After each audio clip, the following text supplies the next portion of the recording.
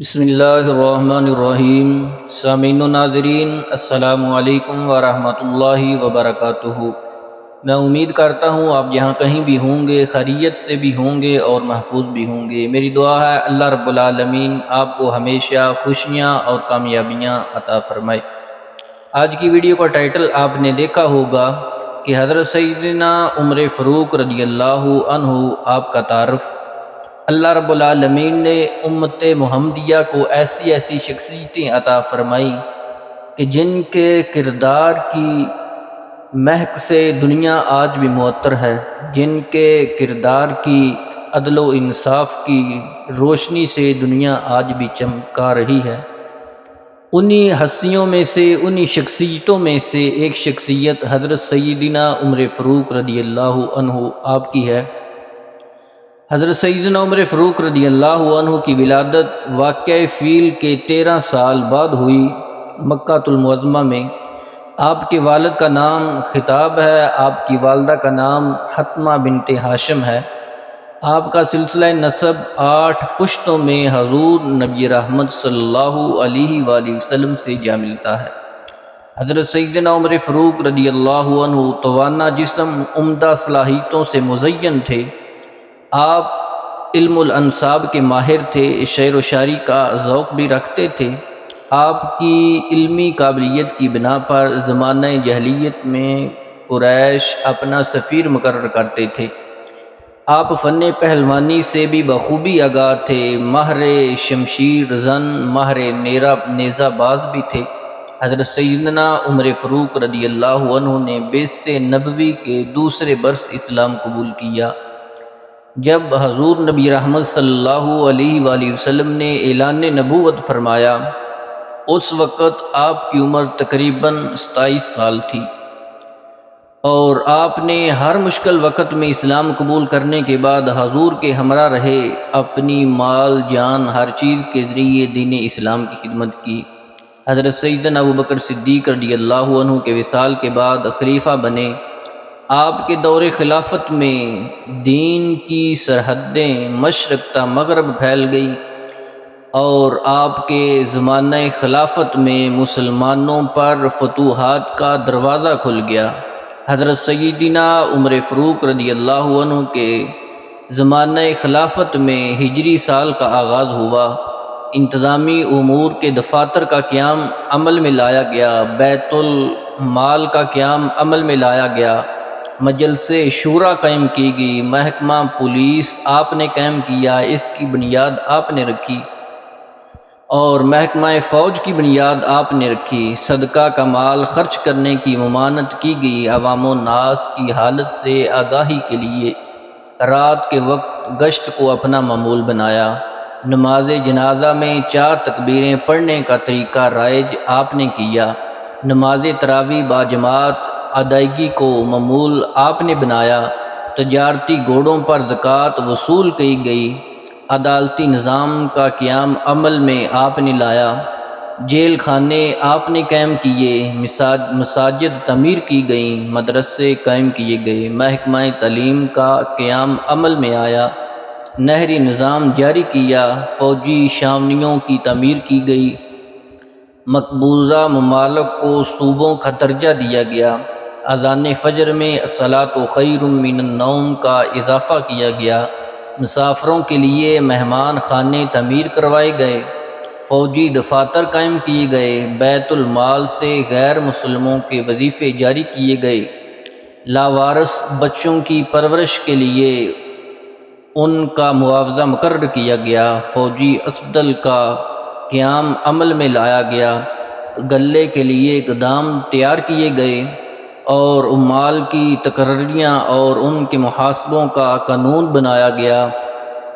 اور بہت سارے ایسے کام ہیں کہ جو حضرت سیدنا عمر فاروق رضی اللہ عنہ نے سب سے پہلے کیے ہیں، جو آج بھی ہر حکومت، ہر گورنمنٹ یہ کام جو ہے وہ کر رہی ہے۔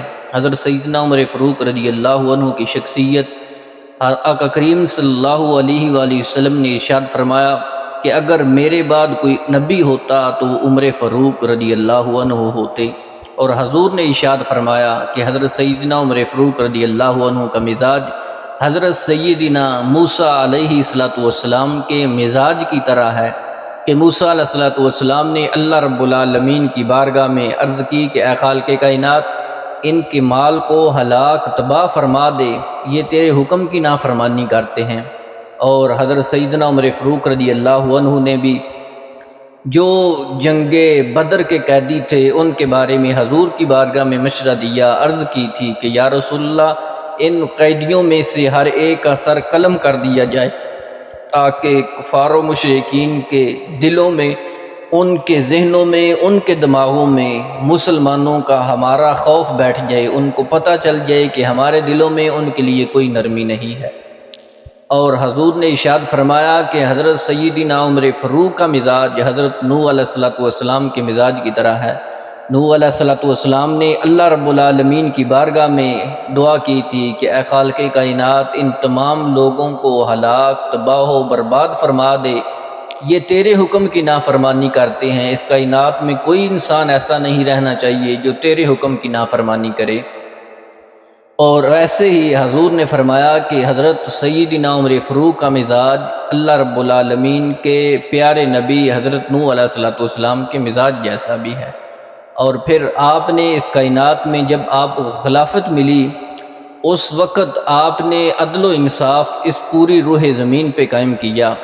آپ نے فرمایا کہ اگر نہر فرات کے کنارے پر بکری کا بچہ بھی پیاسا مر گیا تو اس کا حساب بھی اللہ رب العالمین کو دینا پڑے گا۔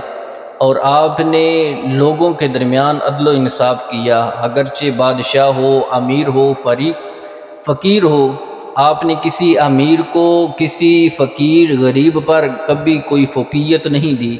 ایسا ہی ایک واقعہ غسان کا بادشاہ مسلمان ہوا، وہ آپ کو ملنے کے لیے آیا، حج کا موسم تھا، اس نے کہا کہ میں بھی حج کروں گا۔ خانہ کعبہ کا طواف کر رہا تھا اور اس کے تہ بند پر کسی قبطی غلام کا پاؤں آ گیا۔ اس نے کہا کہ اس نے میرے تہ بند کو اپنے پاؤں کے ساتھ روندا ہے۔ اس نے اس قبطی غلام کو تھپڑ مارا اور اس کے ناک کی ہڈی توڑ دی۔ اس قبطی غلام نے سیدنا عمر فاروق امیر المومنین کی خدمت اقدس میں انصاف طلب کیا۔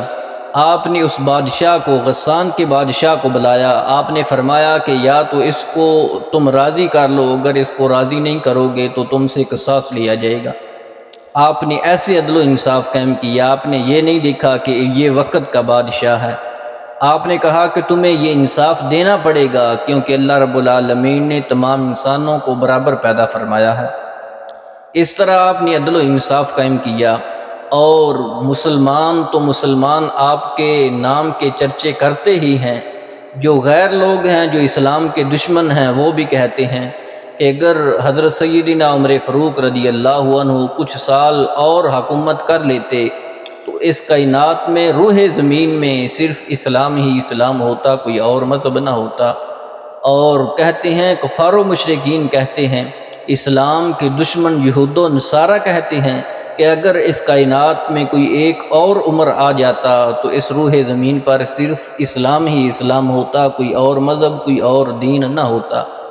اور بالآخر آپ نے یکم محرم الاحرام کو آپ اللہ رب العالمین کی بارگاہ میں جا پہنچے، آپ کی شہادت ہوئی۔ یہ اسلام کی تاریخ بڑی دل آویز ہے کہ حضرت سیدنا عمر فاروق رضی اللہ عنہ بھی شہید ہوئے، حضرت سیدنا عثمان غنی رضی اللہ عنہ بھی شہید ہوئے، اور امیر المومنین حضرت سیدنا علی المرتضیٰ شیر خدا رضی اللہ عنہ کو بھی شہید کیا گیا، اور حضرت سیدنا ابوبکر صدیق رضی اللہ عنہ آپ کو بھی زہر دیا گیا تھا کہ امیر المومنین تمام کے تمام لوگوں نے ان کے ساتھ بھی اتنا برا سلوک کیا کہ جنہوں نے اپنی زندگیاں بھی دین کے لیے وقف کی، اپنی مال جان ہر چیز حضور کی خدمت میں پیش کر دی۔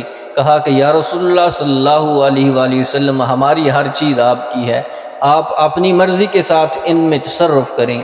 ان لوگوں کے ساتھ بھی اس کائنات کے لوگوں نے، دنیا کے لوگوں نے اچھا سلوک نہیں کیا، جنہوں نے اپنی ہر چیز لوگوں کے لیے بھی وقف کی، دین کے لیے بھی وقف کی، اللہ رب العالمین کی بارگاہ میں بھی وقف کی۔ آپ کی حضور کے ساتھ محبت بھی بہت تھی۔ حضور نبی رحمت صلی اللہ علیہ وآلہ وسلم نے فرمایا کہ بندے کا ایمان اس وقت تک کامل نہیں ہوتا جس وقت تک کہ وہ انسان ہر چیز سے بڑھ کر اپنی جان سے بھی بڑھ کر مجھ سے زیادہ محبت نہ کرے۔ حضرت سیدنا عمر فاروق رضی اللہ عنہ حضور کی بارگاہ میں عرض کرتے ہیں، یا رسول اللہ صلی اللہ علیہ وآلہ وسلم، آپ ہر چیز سے بڑھ کر میں آپ سے زیادہ پیار کرتا ہوں، لیکن یا رسول اللہ اپنی جان سے بڑھ کر نہیں۔ حضور کی نظر رحمت جب اٹھی، آپ کے دل کی دنیا بدل گئی، فوراً اگلے لمحے میں کہتے ہیں، یا رسول اللہ صلی اللہ علیہ وآلہ وسلم، اب میرے ایمان کا لیول یہ ہے کہ اب میں اپنی جان سے بھی بڑھ کر آپ سے محبت کرتا ہوں۔ وہ سیدنا عمر فاروق جنہوں نے اس کائنات کو عدل و انصاف کے ساتھ روشن کیا، آپ کے عدل و انصاف کے واسطے دے کر وسیلوں سے صحابہ کرام بھی اللہ رب العالمین کی بارگاہ میں دعا کیا کرتے تھے۔ وہ حضرت سیدنا عمر فاروق جن کے نام سے شیطان جو ہے وہ بھی ڈرتا ہے، جن کے نام سے کفر آج بھی لرزتا ہے، وہ حضرت سیدنا عمر فاروق رضی اللہ عنہ۔ آپ کا یکم محرم الاحرام کو آپ کی شہادت ہے، آج یکم محرم الاحرام ہے، آپ کے لیے فاتحہ خوانی بھی کریں، آپ کے لیے دعائیں بھی کریں، ان کے لیے ہم دعائیں کریں گے، اللہ رب العالمین ان کے صدقے ہماری بھی بخشش فرمائے گا۔ اللہ رب العالمین ہمیں ایسی ہستیوں کے نقش قدم پر چلنے کی توفیق عظیم عطا فرمائے۔